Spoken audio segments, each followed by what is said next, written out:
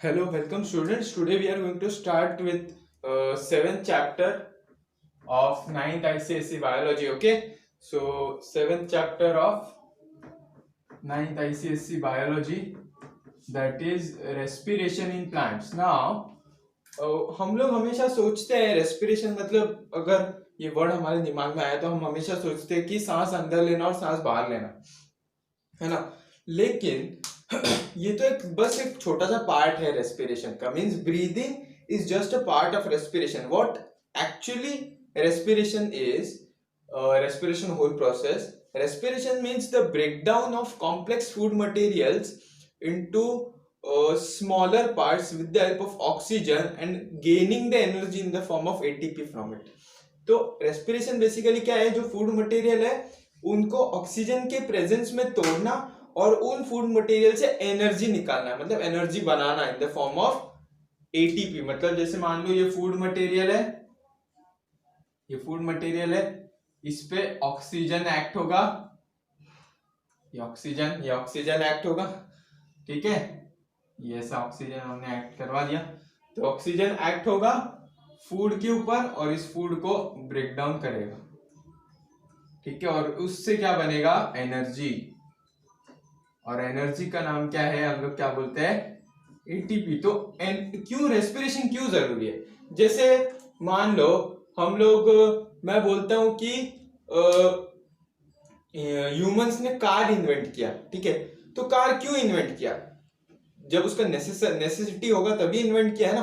तो वैसे ही एनर्जी हमारा बॉडी क्यों बनाता है, क्योंकि एनर्जी रिक्वायर्ड है। अभी जो भी whatever body functions we do or whatever activities are carried out in our body, all the activities require ATP. Okay, ATP means energy. So that is why respiration in our body takes place. Means respiration means breakdown of food materials in presence of oxygen to produce ATP.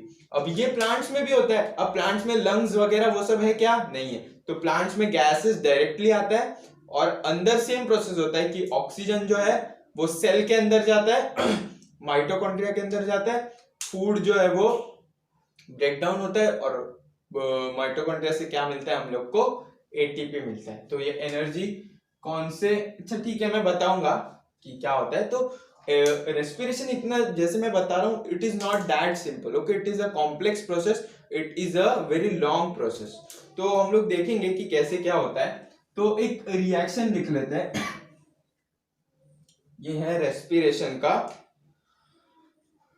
Reaction of respiration. तो respiration का reaction क्या है, C6H12O6 plus O2 gives CO2 plus H2O. Okay, C6H12O6 plus O2 gives CO2 plus H2O. अब यहाँ पे 6 carbon है तो यहाँ पर मैं 6 कार्बन कर देता हूँ, ठीक है। तो देखो 6, अब ऑक्सीजन यहाँ पर 6 है, यहाँ पर 6 + 2 8 है, यहाँ पर कितना है 12 है। तो क्या करें, और हाइड्रोजन 12 है, तो पहले हाइड्रोजन बैलेंस कर लेते चलो। तो कार्बन हो गया 6, कार्बन हो गया 6, हाइड्रोजन 12, अब बचा ऑक्सीजन 6 to the 12 + 6 18। तो यहाँ पर मैं इसे 6 कर दूं तो 12 + 6 18 हो गया। तो ये हो गया हमारा बैलेंस केमिकल इक्वेशन। तो ये आप केमिस्ट्री में पढ़ोगे, लेकिन याद क्या रखना है यहाँ पे कि ग्लूकोज मतलब कि फूड मटेरियल ऑक्सीजन के प्रेजेंस में ब्रेक डाउन होगा इसका, ठीक है, मतलब ब्रेक डाउन होगा और बनेगा क्या, बाय प्रोडक्ट। इसको हम लोग क्या बोलते हैं, बाय प्रोडक्ट्स। मतलब मेन प्रोडक्ट के साथ साथ जो बनता है उसको हम लोग बोलते हैं बाय प्रोडक्ट। और एक एनर्जी रिलीज, एटीपी रिलीज।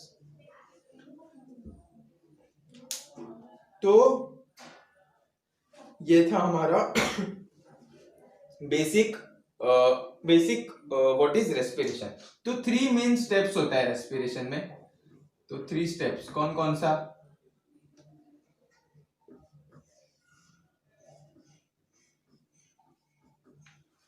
कौन कौन सा स्टेप होता है? तो सबसे पहले break down of glucose. First step is break down of glucose. Next step is, yes, use of enzyme, very very important. अगर एंजाइम नहीं होगा तो ग्लूकोज का ब्रेकडाउन होने को बहुत ज्यादा टाइम लगता है।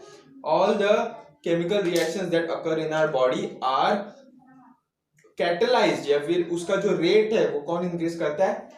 एंजाइम। एंजाइम को हम लोग क्या बोलते हैं? एंजाइम को हम लोग बोलते हैं बायो कैटलिस्ट, मतलब हमारे बॉडी में पाए जाने वाला catalyst. Catalyst is the substance which does not take part in the reaction but increases the rate of reaction. मतलब ये जो रिएक्शन है वो बहुत फास्ट हो जाएगा, किसके वजह से? एंजाइम की वजह से। And third is liberation of energy. तो 3 स्टेप है, पहला ब्रेकडाउन, फिर दूसरा use of enzyme for breakdown, तीसरा लिबरेशन ऑफ एनर्जी। तो एक एक करके हम लोग देखेंगे इसे। तो प्लांट्स में भी इसी तरह से होता है, ठीक है, एनिमल्स में भी इसी तरह से होता है। रेस्पिरेशन मतलब क्या है कि ब्रेकडाउन। तो पहला जो स्टेप है ब्रेकडाउन वाला,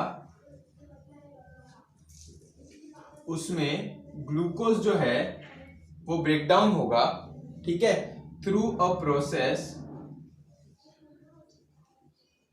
ठीक है, 2 स्टेप में।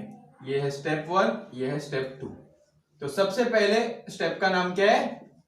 ग्लाइकोलिसिस। क्या नाम है? Glycolysis. And the next step is called as Krebs cycle.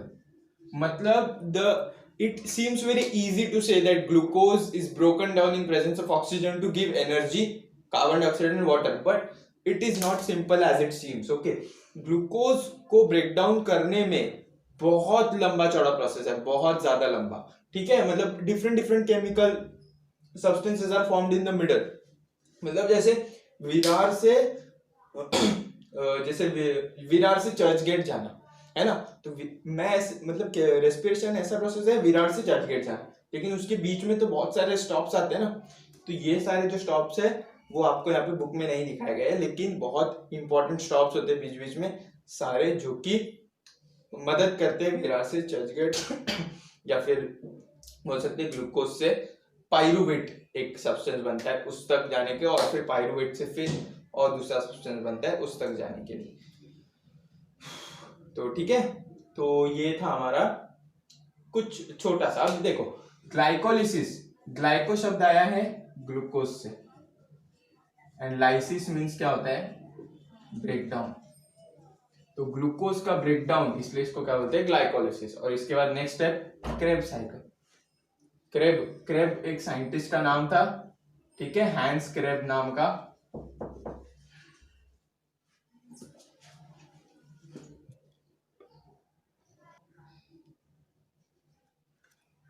So Hans Krebs was the scientist who discovered this cycle, so इसलिए इसको हम लोग क्रेब साइकिल के नाम से जानते हैं। ओके, तो हमने यहाँ पे बोला कि ये ब्रेकडाउन से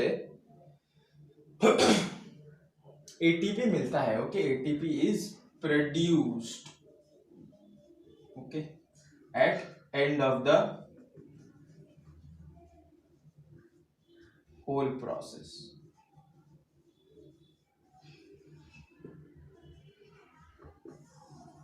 ये था हमारा brief discussion about breakdown. Okay,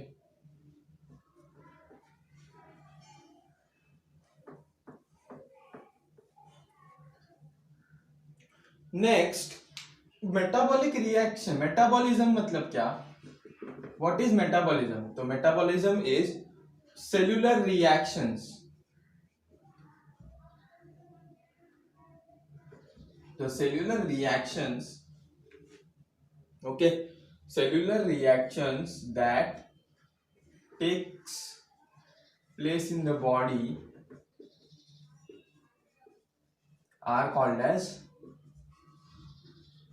metabolism. मतलब अपने बॉडी में, in our body, all the cellular reactions, means the reactions that takes place in the cell, the chemical reactions are called as metabolic reactions, and they form a process called as metabolism. Okay, so respiration is also a metabolic reaction, means a reaction that is chemical reaction that is taking place in our body. तो क्या होता है, कभी भी chemical reaction अगर body में होता है तो देखो हम लोग दो चीज सीखते हैं, एक तो एक चीज को बनाना या फिर एक चीज को तोड़ना। मीन्स तोड़ना मतलब क्या, एक बड़ी चीज होगी उसको छोटी चीज में तोड़ना, या फिर छोटी छोटी चीजों से बड़ी चीज बनाना, दो चीजें होती है ना। तो chemical reaction in our body also takes place in two ways, और metabolic reaction also shows two ways of metabolic reactions. ठीक है, एक है एनाबॉलिक, दूसरा है कैटाबॉलिक।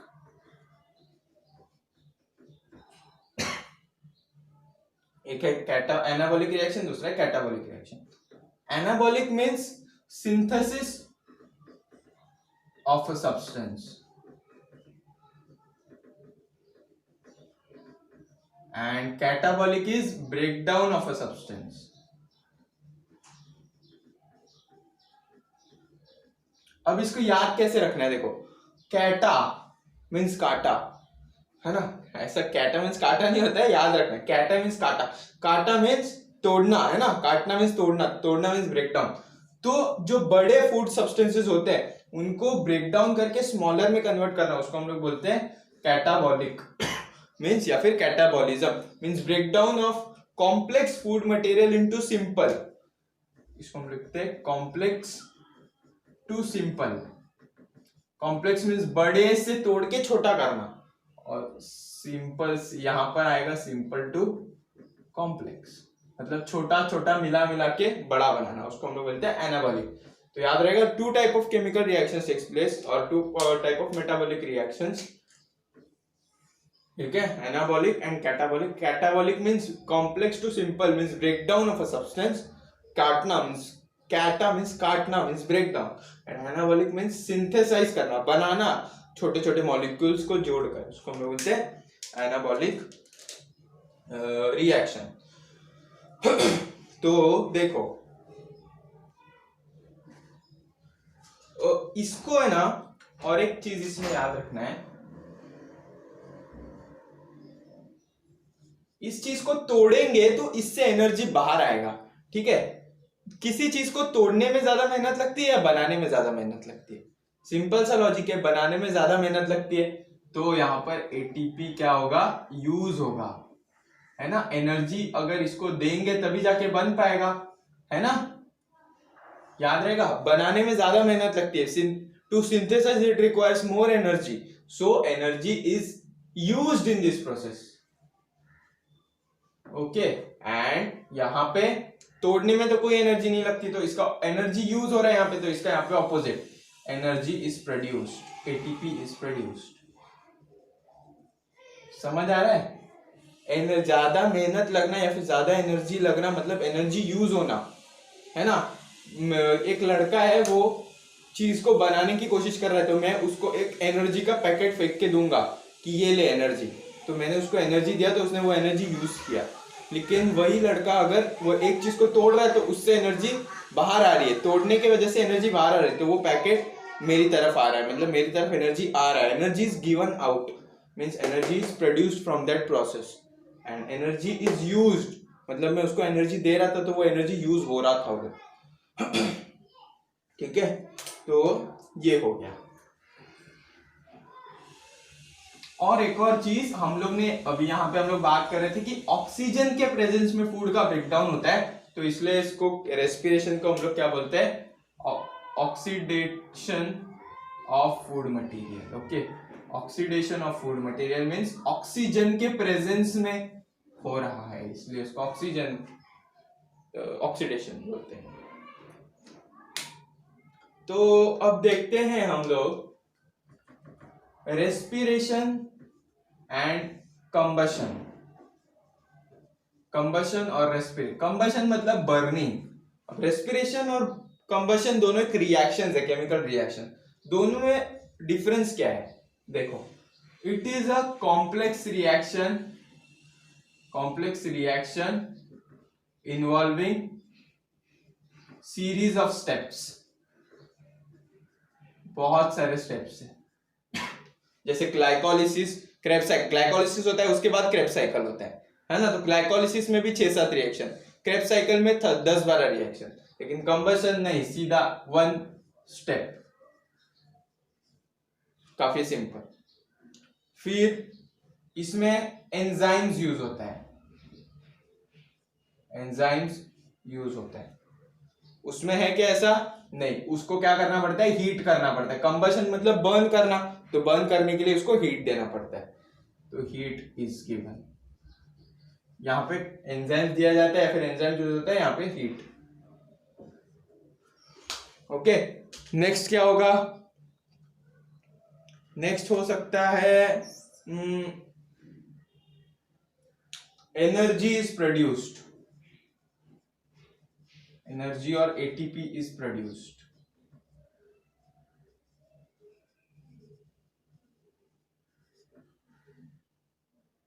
ओके, एंड यहां पे क्या होगा, हीट एनर्जी, एनर्जी और एटीपी ऐसे फॉर्म में जो हम लोग यूज कर सके, है ना, यूज किया जा सके बॉडी के रिएक्शंस के लिए। लेकिन यहाँ पे जो एनर्जी रिलीज होती है वो कौन से फॉर्म में होती है, हीट एनर्जी।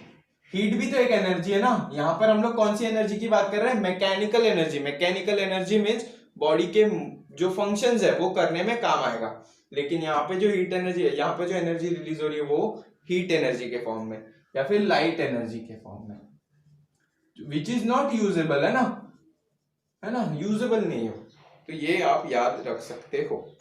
और एक चीज अगर लिख सकते इसके बारे में, तो ये सेल में होता है रेस्पिरेशन, ये ओपन एटमॉस्फेयर में होता है, ये सेल में होता है, इसलिए इसको बॉडी का टेम्परेचर लगता है, फिर बॉडी प्रॉपर बॉडी कंडीशन लगता है, इसको प्रॉपर बॉडी कंडीशंस नहीं लगता है, बल्कि हीट करना पड़ता है तो बहुत ज्यादा टेम्परेचर लगता है। इसको कितना, ये बॉडी टेम्परेचर में हो जाता है, मतलब 37 डिग्री सेल्सियस में हो जाता है, लेकिन इसको हाई 100 डिग्री 150 डिग्री ऐसा टेम्परेचर देना पड़ता है, तब जाके होता है। तो ये आप याद रख सकते हैं। तो this was all about reaction versus combustion. Okay,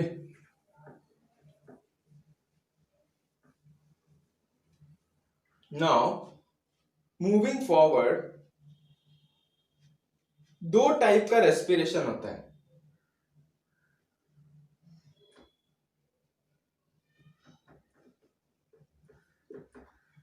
एक होता है एरोबिक, एक होता है एनएरोबिक।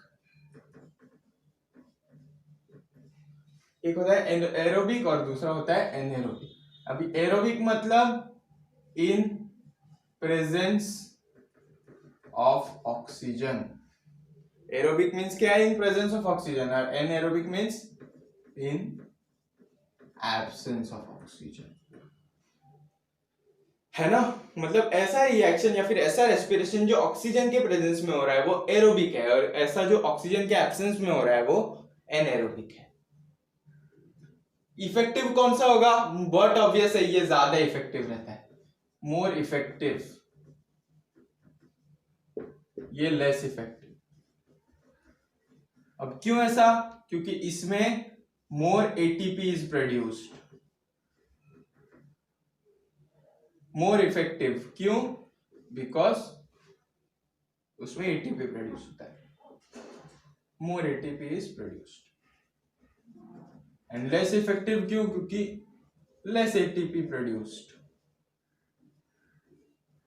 ओके, फिर ये कहां पे होता है, एरोबिक रेस्पिरेशन।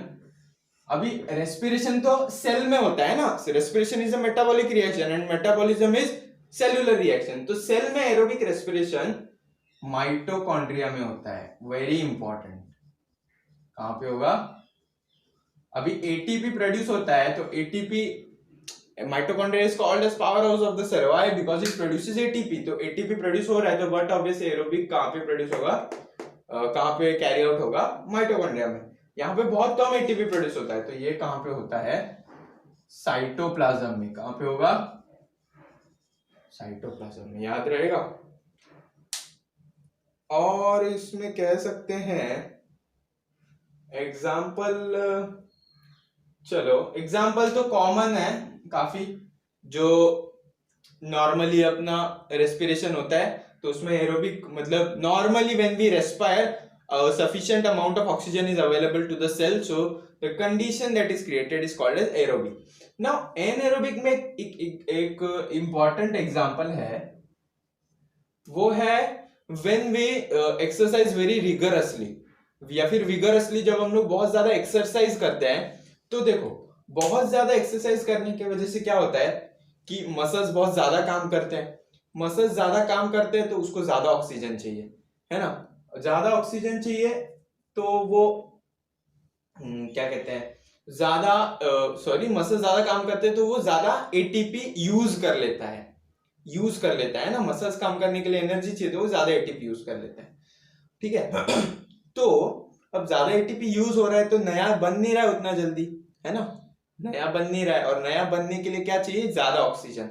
तो अपना ब्रीदिंग रेट बढ़ जाता है। आपने देखा होगा कि जो हम लोग बहुत तेजी से एक्सरसाइज करते हैं तो अपना बोलते हैं ना हाफ चढ़ जाती है, मतलब क्या है, we breathe at a faster rate. क्यों फास्टर रेट पे ब्रीथ करते हैं, क्योंकि बॉडी में एटीपी कम हो गया है, तो बॉडी को चाहिए एटीपी, और वो एटीपी मिलेगा नहीं जब तक ऑक्सीजन से फूड का ब्रेकडाउन नहीं होगा। तो और ज्यादा ऑक्सीजन लेने के लिए we breathe at a faster rate, so respiratory rate increases, ठीक है। तो कुछ टाइम तक क्या होता है कि ऑक्सीजन सफिशिएंट होता है क्या बॉडी में, नहीं होता। तो ऑक्सीजन सफिशिएंट नहीं होता तो बॉडी को ऐसे लगता है कि एनएरोबिक कंडीशन आ गया है। तो एनएरोबिक कंडीशन आ जाने की वजह से जो ऐसा इल्यूजन होता है बॉडी को कि एनएरोबिक कंडीशन है, तो body starts anaerobic reactions in the body, ठीक है, मतलब बॉडी के अंदर एनएरोबिक रिएक्शन स्टार्ट हो जाते हैं, और उस एनएरोबिक रिएक्शन से क्या बनता है, एक सब्सटेंस बनता है called as lactic acid. Lactic acid. तो एनएरोबिक रेस्पिरेशन में एक प्रोडक्ट बनता है, जैसे एरोबिक में प्रोडक्ट क्या था, carbon dioxide and water, but anaerobic में प्रोडक्ट बनता है लैक्टिक एसिड। तो लैक्टिक एसिड प्रोड्यूस होने की वजह से वो मसल्स में जमा हो जाता है, और लैक्टिक एसिड जब मसल में जमा हो जाता है तो वो लैक्टिक एसिड है ना, न्यूरॉन्स होता है, न्यूरॉन्स मतलब कुछ ब्रेन के सेल, ब्रेन के या फिर नर्वस सिस्टम के सेल्स। तो नर्वस सिस्टम जैसे मान लो यहाँ पे लिखते हैं, ठीक है, अब मान लो ये अपना मसल है बॉडी का, ये मसल होता है, ऐसा मसल होता है। तो मसल के अंदर क्या जमा हो गया है, लैक्टिक एसिड, और उस लैक्टिक एसिड के अराउंड, ठीक है, कुछ न्यूरॉन्स होते हैं ऐसे, न्यूरॉन्स मतलब नर्वस सिस्टम के सेल्स। तो न्यूरॉन्स जैसे लैक्टिक एसिड को सेंस करते हैं, ठीक है, सेंस कर लिया लैक्टिक एसिड को, वो स्टिम्युलेट हो गया, उसने सिग्नल किसको भेजा, ब्रेन को, ठीक है। फिर ब्रेन को सिग्नल आया कि लैक्टिक एसिड जमा हुआ है, तो ब्रेन से कौन सा सिग्नल आता है, पेन का। कौन सा आता है, पेन का। पेन का सिग्नल आता है किधर, मसल में, और फिर हम लोग को क्या होने लग जाता है, मसल पेन। क्या होगा, मसल पेन। तो जब हम लोग बहुत ज्यादा एक्सरसाइज करते हैं तो मसल पेन क्यों होता है, तो सबसे पहले बहुत ज्यादा एटीपी यूज हो रहा है, उतना एटीपी बन रहा है, नहीं बन रहा है, उतना ऑक्सीजन मिल रहा है बॉडी को, नहीं मिल रहा है, उसकी वजह से ब्रीदिंग रेट बढ़ रहा है। लेकिन ऑक्सीजन उतना नहीं मिलने की वजह से कौन सा रिएक्शन होता है, anaerobic reaction takes place in the body, because of that lactic acid is produced in the muscles which stimulates the neurons send signals to brain and brain send the signals of pain sensation। Pain का sensation के signals आते हैं muscles में और हमें pain feel होता है, okay. तो इस तरह से pain, muscle pain during vigorous exercise is a result of anaerobic reaction in the muscles, ठीक है। और हाँ, तो ये और कुछ बोल सकते हैं डिफरेंस, तो इसमें 38 एटीपी प्रोड्यूस होता है और इसमें 2 एटीपी प्रोड्यूस होता है। अब आप लोग को एक क्वेश्चन आया होगा कि चैप्टर का नाम तो है रेस्पिरेशन इन प्लांट्स, लेकिन मैंने यहाँ पे मसल्स और वो सब का बात क्यों किया, प्लांट्स में मसल्स होता है क्या, नहीं होता है ना, प्लांट्स में मसल्स नहीं होता, तो वो एनिमल्स का था एग्जाम्पल। तो एनएरोबिक का एग्जाम्पल मैं अगर बताऊं आपको प्लांट्स के अंदर, ठीक है, तो एनएरोबिक का एग्जांपल अगर प्लांट के अंदर बताऊं तो क्या होगा कि रिएक्शन कैसा होता है बेसिकली, तो C6H12O6 प्लस O2 आएगा क्या, नहीं आएगा, एनएरोबिक है ना, नहीं आएगा। तो ग्लूकोज का ब्रेकडाउन होता है और क्या प्रोड्यूस होता है, एक इंपॉर्टेंट सब्सटेंस C2H5OH, इसको हम लोग बोलते हैं इथेनॉल या फिर इथाइल अल्कोहल। तो जो अल्कोहल हम लोग को दिखाई देता है, pure alcohol, that is nothing but ethyl alcohol. तो एनएरोबिक रेस्पिरेशन से अल्कोहल बनाया जाता है या फिर अल्कोहल प्रोड्यूस होता है। इसको हम लोग बोलते हैं, एनएरोबिक रेस्पिरेशन को हम लोग बोलते हैं इनकम्प्लीट ब्रेकडाउन। इनकम्प्लीट है ना, मतलब ऑक्सीजन नहीं यूज हो रहा है, कुछ नहीं यूज हो रहा है और एटीपी भी कम प्रोड्यूस हो रहा है, इसलिए एनएरोबिक को बोलते हैं इनकम्प्लीट ब्रेकडाउन और एरोबिक को बोलते हैं कंप्लीट ब्रेकडाउन। तो this is the reaction of anaerobic respiration. Okay, और एटीपी कितना प्रोड्यूस, एटीपी प्रोड्यूस होता है लेकिन बहुत कम, कितना, ओनली 2 एटीपी। यहाँ पे टोटल कितना एटीपी प्रोड्यूस होता है, 38 एटीपी प्रोड्यूस होता है। ठीक है। हाँ, तो कुछ कुछ ऑर्गेनिजम्स होते हैं, जैसे प्लांट्स तो नॉर्मली एरोबिक ही रेस्पायर करते हैं, लेकिन कुछ कुछ ऑर्गेनिजम्स है जैसे फंगस है ना, सर्टन बैक्टीरिया है, वो कैसा रेस्पायर करता है, एनएरोबिक रेस्पिरेशन। और आपको मैं बताऊं, जैसे फंगस होगा, एक फंगस है, आपने सुना होगा नाम, यीस्ट, है ना, कहां पर सुना है नाम, कहां पर सुना है, बेकरी वगैरह प्रोडक्ट बनाने में यूज होता है। तो बेकरी वगैरह में ईस्ट यूज होता है। तो ईस्ट क्या करता है, ईस्ट एक प्रोसेस करता है जिसका नाम क्या है, फर्मेंटेशन। तो फर्मेंटेशन एक ऐसा प्रोसेस है जो एनएरोबिक पाथवे यूज करता है। Fermentation is a process that takes anaerobic pathway for production of various substances। ठीक है, तो यीस्ट से अल्कोहल भी बन सकता है या फिर अलग अलग। और फर्मेंटेशन, अभी इडली डोसा वगैरह हम बनाते हैं जब, तो उसमें एनएरोबिक कंडीशन प्रोवाइड किया जाता है और उसमें आपने देखा होगा वो फूलता है, जो डोसा और या फिर इडली का जो फ्लावर है, मतलब जो आटा है, वो फूल जाता है। फूलता क्यों है, अब मैंने यहाँ पे गलती कर दिया, यहाँ पे H2O लिख दिया, यहाँ पे आएगा CO2। ओके, यहाँ पे करेक्ट कर लेना, एनएरोबिक रेस्पिरेशन में CO2 आता है, H2O नहीं। तो मैं वही बता रहा था कि वो फूलता क्यों है, क्योंकि गैस बनता है एनएरोबिक रेस्पिरेशन में जिसका नाम है कार्बन डाइऑक्साइड। वो कार्बन डाइऑक्साइड गैस की वजह से वो फूल जाता है। ठीक है, तो this was all about aerobic and anaerobic respiration. याद क्या रखना है कि aerobic presence of oxygen, absence of oxygen या फिर very less oxygen, 38 ATP 2 ATP, ये माइटोकॉन्ड्रिया में होगा, ये साइटोप्लाज्म में होगा, ये थ्रू आउट द लाइफ होता रहेगा, ये कभी कभी होगा। मतलब अभी मसल, जैसे इंसानों में बात करें, मसल पेन हमेशा होते रहता है क्या, थ्रू आउट लाइफ टाइम नहीं, लेकिन एरोबिक रेस्पिरेशन हमेशा होते रहता है। तो इन प्लांट्स अगर बात करें तो इथेनॉल या फिर ethyl alcohol is produced in fermentation, this is used. फिर एंजाइम्स आर यूज्ड, इसमें एंजाइम यूज होता है क्या, नहीं होता है, बहुत ही स्मॉल प्रोसेस है, ये लॉन्ग प्रोसेस है, सीरीज ऑफ इवेंट्स होता है इसमें। ठीक है, तो ये याद रख सकते हो।